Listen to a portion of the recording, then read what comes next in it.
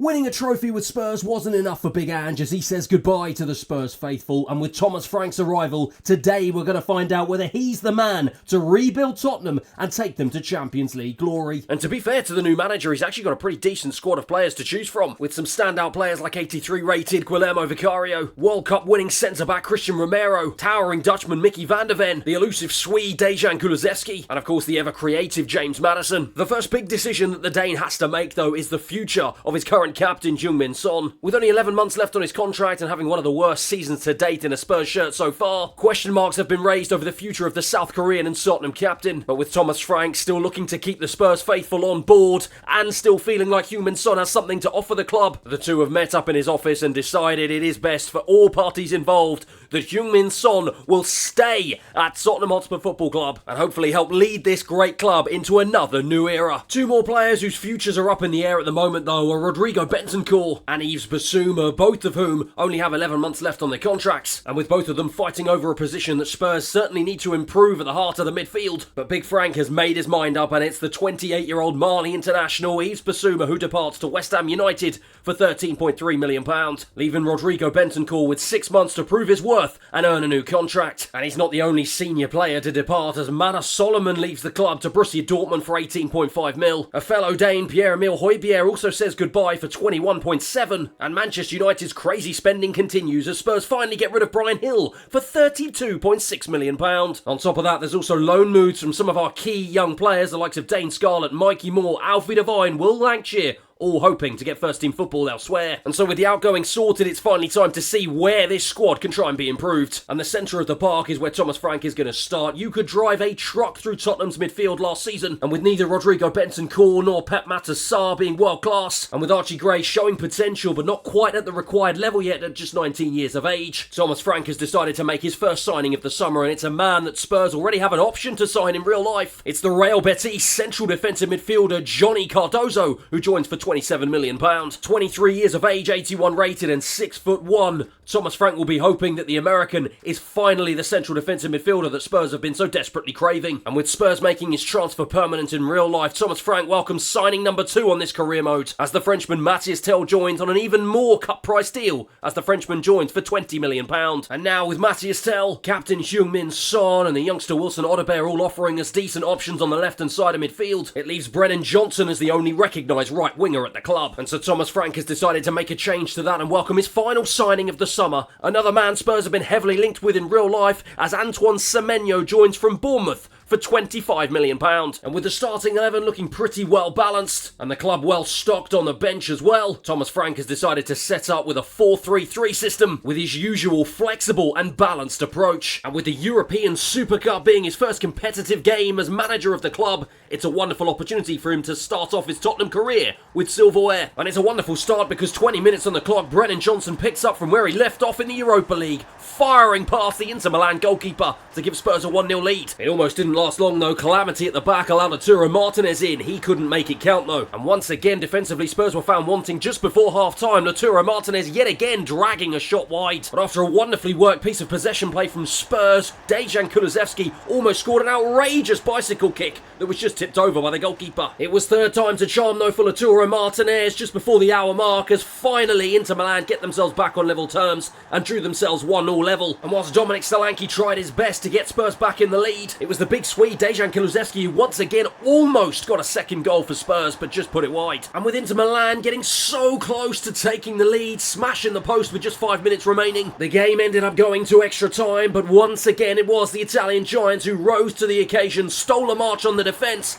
and got themselves into a 2-1 lead with 105 minutes played. Richarlison on as a substitute did his best to try and rescue the game for Spurs, but in the end it was not meant to be. Thomas Frank could not pick up from where Big Ange left off. Spurs left trophyless in their first game under a new reign, and it's Thomas Frank already starting off on the back foot. And unfortunately, whilst it was better than last year, things don't look like they've panned out particularly well in the Premier League either, as no European football will be on the table for Spurs next season, an 8th place finish after 38 games. Heung-min Son's performance showed that it was the right decision for Thomas Frank to keep on the club captain, with 27 goals and 13 assists, a fabulous way to say bye-bye to the Tottenham faithful. Brennan Johnson once again kept up his top goal-scoring form with 20 25 goals and 11 assists, and Dominic Solanke finally came good with 19 goals and 6 assists to his name. But the gap between the likes of James Maddison, Johnny Cardozo, Matthias Tell and Lucas Bergvall clearly shows Spurs are struggling in the attacking areas, and with 53 goals conceded, maybe there's some work defensively to do as well. Rodrigo Bentancur will leave on a free at the end of the season after failing to impress Thomas Frank with a series of poor performances, as will Tottenham stalwart Ben Davies, as after a decade at the club, it's finally time to say goodbye to the Welshman. Season 2 starts off with the sad note of the inevitable departure of club legend Heung-min Son. He's had a fantastic time here at Tottenham Hotspur Football Club, but the time has come to move on from the South Korean legend. And there's another big decision for Thomas Frank to make, because after a dismal season in the Premier League, the vice-captain of the club and the World Cup winning centre-back Christian Romero has decided enough is enough. He sees his future elsewhere and has demanded a transfer out of the football club. And with Arne Slot of league champions Liverpool coming in with a £34 million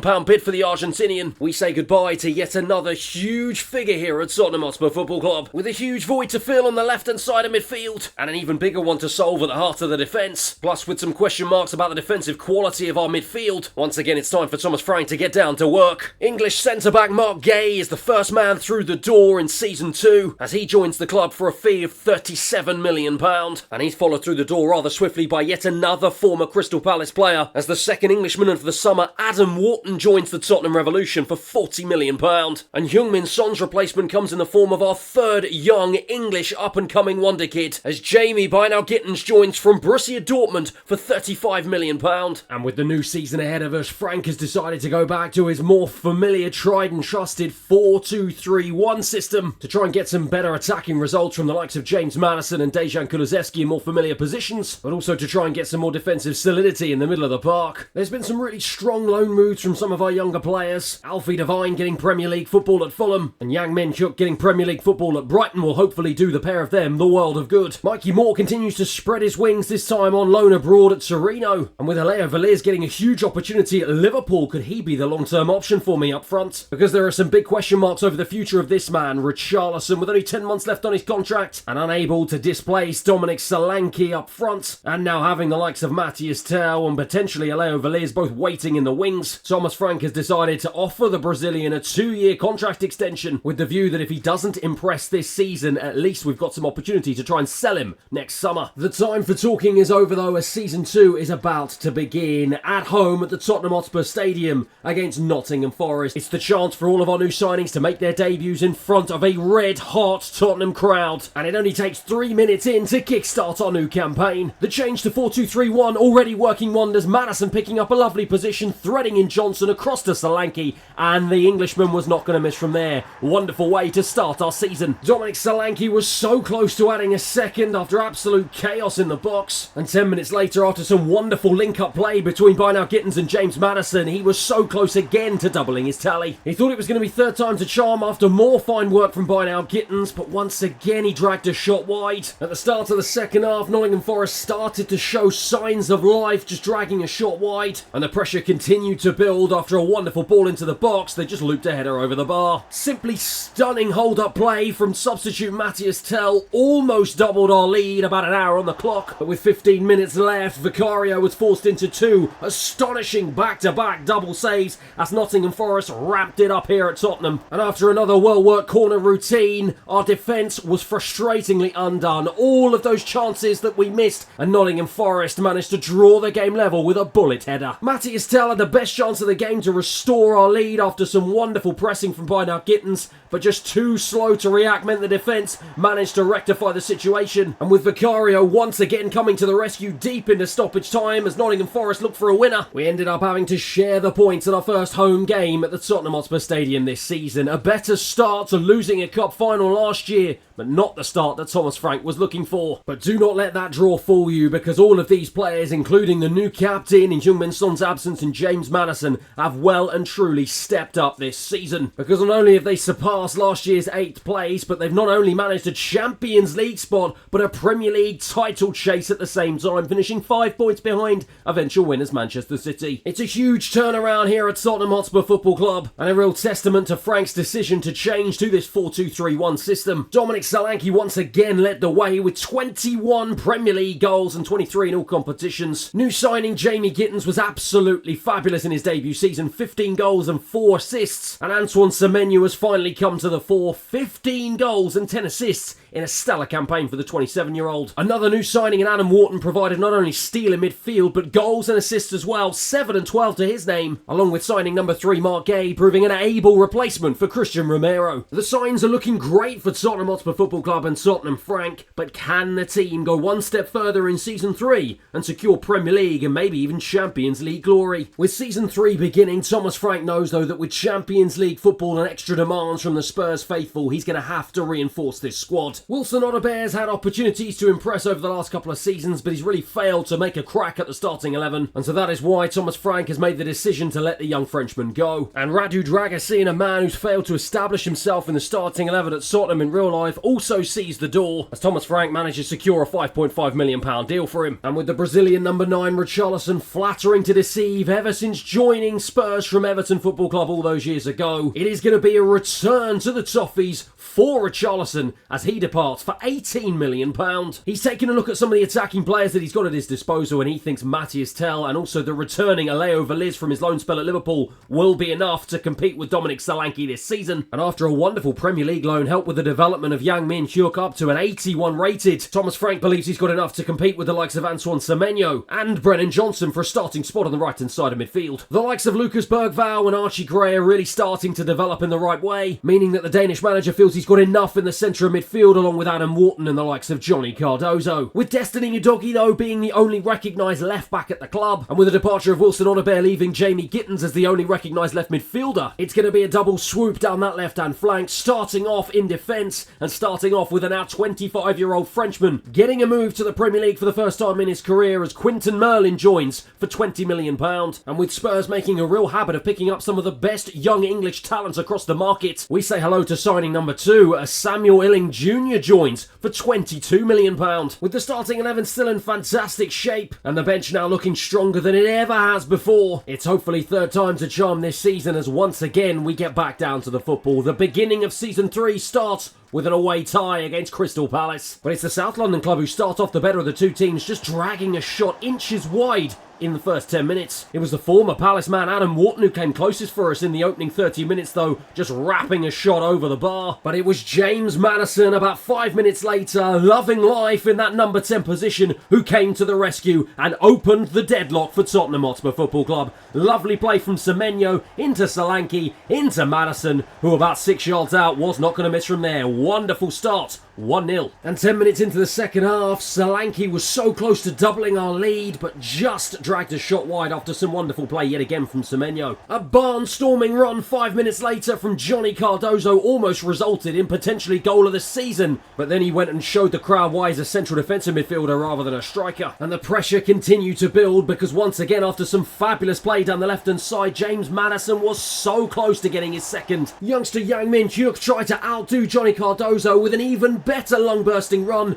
He was only stopped by the outstretched arms of the goalkeeper. And with new signing Samuel Illing Jr. blasting a strike over the bar on his debut, Spurs may not have been able to find the back of the net, but they were able to find a precious 3 points to start off our Premier League campaign. The first time in this career mode that we've been able to start off on a high, and hopefully it can long continue. And hopefully continue it shall under the lights as Spurs begin to embark their Champions League adventure. But the journey will kick off against tough Greek opposition as we welcome Olympiakos for our very first game in the Champions League this career mode at the Tottenham Hotspur Stadium. And it looks like we're in for a real stern test as early doors Vicario is forced into a save. And to be fair, it's been a really sloppy start for Spurs. The amount of times they've made silly mistakes, wayward passes and given the ball away in real sloppy positions. But they make up for it in the end with a lovely counter-attack as Gittins threads the ball through to Dominic Solanke, who makes no mistake. He runs off to celebrate with the club mascot Chirpy, who's certainly not the only ecstatic Tottenham fan in the stadium. 1-0. And the Englishman had the chance to double our lead about 15 minutes into the second half, but unbelievably he put it wide and Thomas Frank and the rest of the subs could not believe what they saw. A wayward shot 15 minutes from time was all that Olympiakos could really muster in return, and with Vicario keeping the Greek club at bay yet again 2 minutes from time, Tottenham Hotspur managed to secure their first European victory of this career mode, another clean sheet in Season 3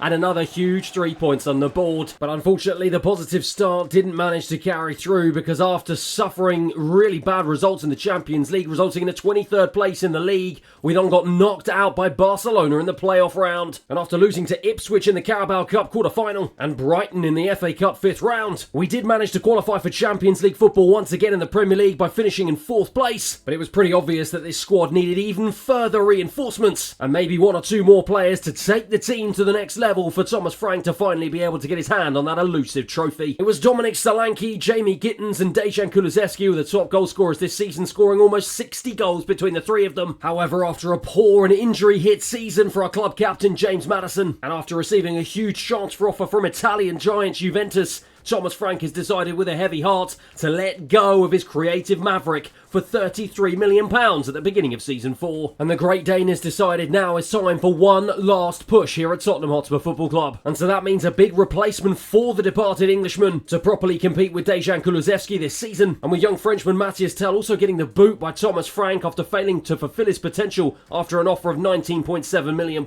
He's also after a star striker to finally rival this man, Dominic Solanke. And it is that very position where we are about to begin. It is a monster signing, one that the press have turned out for, and one to get all the Tottenham fans jumping off the edge of their seats. It's a man who is an absolute superstar, and hopefully the man that's going to take Tottenham to the next level, the new number 10, who goes by the name of Benjamin Šeško for £66 million.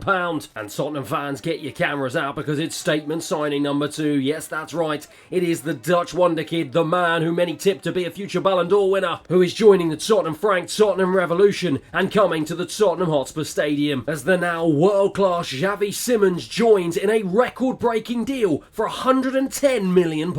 And with the two men going straight into the starting 11 for our very first game of the new season, once again it's time to get back down to business as we host Stoke City at the Tottenham Hotspur Stadium. But it's an absolutely disastrous way to start off their Tottenham careers because Spurs are shell-shocked. 15 minutes in, an audacious 30-yard strike from a Stoke midfielder smashes into the back of the net, and Tottenham Hotspur are left wondering what on earth has happened. But Xavi Simons almost makes his mark immediately, forcing the goalkeeper into a good save, as does Benjamin Šeško, but he couldn't connect properly with his header. Stoke once again threaten Spurs with a volley that just drifts wide, but right at the start of the second half, with the Dutchman Xavi Simons pressurising the defence, winning the ball back high up the pitch, and absolutely sliding a wonderful strike past the goalkeeper to bring Tottenham level. Instantly, he's showing what £110 million can do. And after Stoke City balloon a free kick over the bar on the hour mark, the Dutchman almost gets his second, but a wonderful deflection takes it up for a corner. But with Dominic Solanke on as a substitute, desperate to show the world that he can compete with the likes of Benjamin Šeško, takes a lovely ball on the turn and fires a wonderful strike into the bottom left-hand corner to put Spurs on top with 5 minutes remaining. And as the full-time whistle blows and the Spurs fans celebrate after another 3 points, I think we've got a very exciting season on our hands. A goal and an assist on his debut for Xavi Simons. What sort of numbers can the young Dutchman reach this season? And a wonderful response from Dominic Solanke to the arrival of this man Benjamin Šeško. I think there's going to be some real competition for places up front. And with the season progressing towards the halfway point and Spurs beginning to battle it out at the top end of the Premier League table with their arch rivals West Ham United and Arsenal, it looks like that battle up front is being completely dominated by this man Dominic Solanke. Benjamin Šeško yet to score in any appearances so far on a Spurs shirt this season, and Dominic Solanke already racking up 19 goals in all competitions. I think it's clear that Dominic Solanke deserves his spot back in the starting 11, but with Xavi Simons on 9 goals and 7 assists so far, at least one of my new signings are having a decent time of it, and I've got to hope that he continues to have a good time of it against our arch rivals, because for the first time in this career mode,